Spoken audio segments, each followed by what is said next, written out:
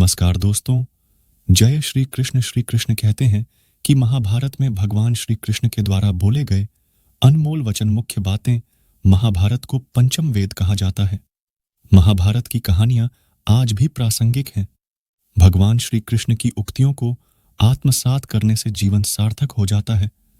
महाभारत की कहानियां आज भी प्रासंगिक हैं। महाभारत में भगवान श्री कृष्ण के द्वारा बोले गए अनमोल वचन आज भी लोगों के जीवन में लागू होते हैं।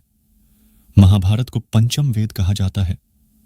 अगर महाभारत में भगवान श्री कृष्ण के द्वारा बोले गए उक्तियों को अपने जीवन में आत्मसात कर लिया जाए तो जीवन सार्थक हो जाता है।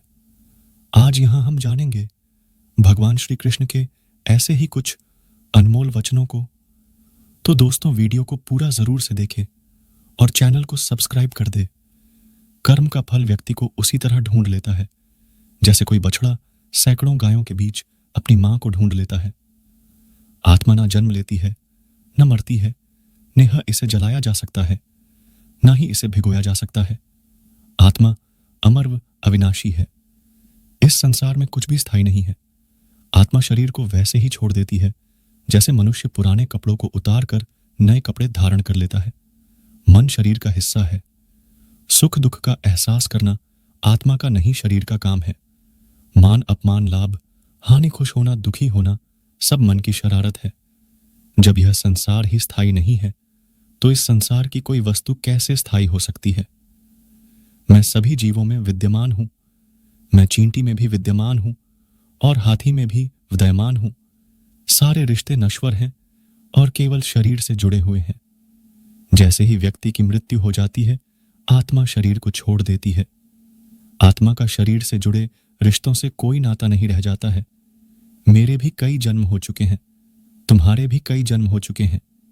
ना तो मेरा आखिरी जन्म है और ना यह तुम्हारा आखिरी जन्म है।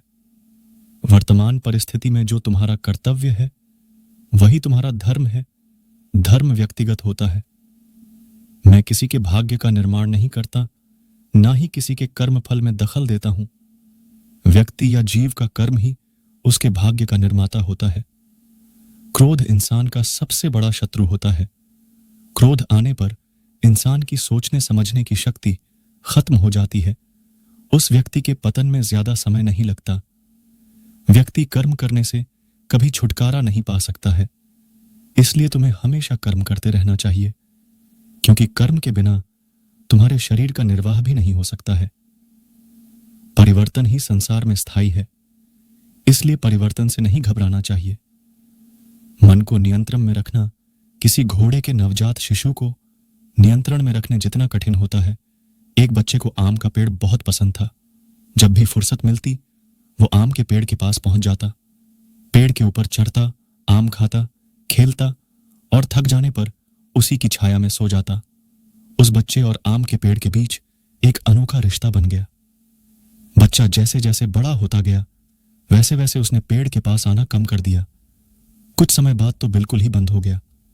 आम का पेड़ उस बालक को याद करके अकेला रोता। एक दिन अचानक पेड़ ने उस बच्चे को अपनी तरफ आते देखा और पास आने पर कहा, तू कहां चला गया था? मैं रोज तुम्हें याद किया करता था। चलो आज फिर से दोनों खेलते हैं।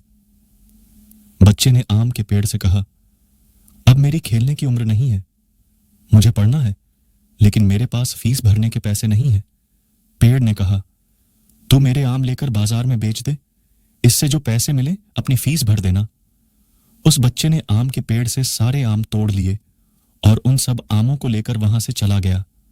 उसके बाद फिर कभी दिखाई नहीं दिया। आम का पेड़ उसकी राह देखता रहता। एक दिन वो फिर आया और कहने लगा, अब मुझे नौकरी मिल गई है, मेरी शादी हो चुकी है, मुझे मेरा अपना घर बनाना है, इसके लिए मेरे पास अब पैसे नहीं है। आम के पेड़ ने कहा, तू मेरी सभी डाली को काट कर ले जा, उससे अपना घर बना ले। उस जवान ने पेड़ की सभी डाली काट ली और लेके चला गया। आम के पेड़ के पास अब कुछ नहीं था। वो अब बिल्कुल बंजर हो गया था। कोई उसे देखता भी नहीं था। पेड़ ने भी अब वो बालक जवान उसके पास फिर आएगा यह उम्मीद छोड़ दी थी। फिर एक दिन अचानक वहां एक बूढ़ा आदमी आया। उसने आम के पेड़ से कहा, शायद आपने मुझे नहीं पहचाना, मैं वही बालक हूं जो बार बार आपके पास आता और आप हमेशा अपने टुकड़े काटकर भी मेरी मदद करते थे। आम के पेड़ ने दुख के साथ कहा, पर बेटा, मेरे पास अब ऐसा कुछ भी नहीं जो मैं तुम्हें दे सकूं। वृद्ध ने आंखों में आंसू लिए कहा, आज मैं आपसे कुछ लेने नहीं आया हूं, बल्कि आज तो मुझे आपके साथ जी भर के खेलना है, आपकी गोद में सर रखकर सो जाना है। इतना कहकर वो आम के पेड़ से लिपट गया और आम के पेड़ की सूखी हुई डाली फिर से अंकुरित हो उठी। वो आम का पेड़ कोई और नहीं, हमारे माता पिता हैं दोस्तों। जब छोटे थे उनके साथ खेलना अच्छा लगता था, जैसे जैसे बड़े होते चले गए उनसे दूर होते गए। पास भी तब आए जब कोई जरूरत पड़ी, कोई समस्या खड़ी हुई। आज कई माँ बाप उस बंजर पेड़ की तरह अपने बच्चों की राह देख रहे हैं, जाकर उनसे लिपटें, उनके गले लग जाएं। फिर देखना, वृद्धावस्था में उनका जीवन फिर से अंकुरित हो उठेगा। मित्रों, कैसा लगा आपको हमारा यह वीडियो? अच्छा लगा हो हमें जरूर बताएं और अपने दोस्तों के साथ भी शेयर करें। हम आपको बहुमूल्य जानकारियां उपलब्ध कराने के लिए समर्पित हैं। हम अपने इस कार्य में उनके समर्थन और सुझाव की अपेक्षा करते हैं ताकि हमारा यह प्रयास और बेहतर हो सके। मित्रों, आज बस इतना ही, मिलते हैं फिर एक नए वीडियो के साथ। तब तक के लिए धन्यवाद। जय श्री कृष्ण।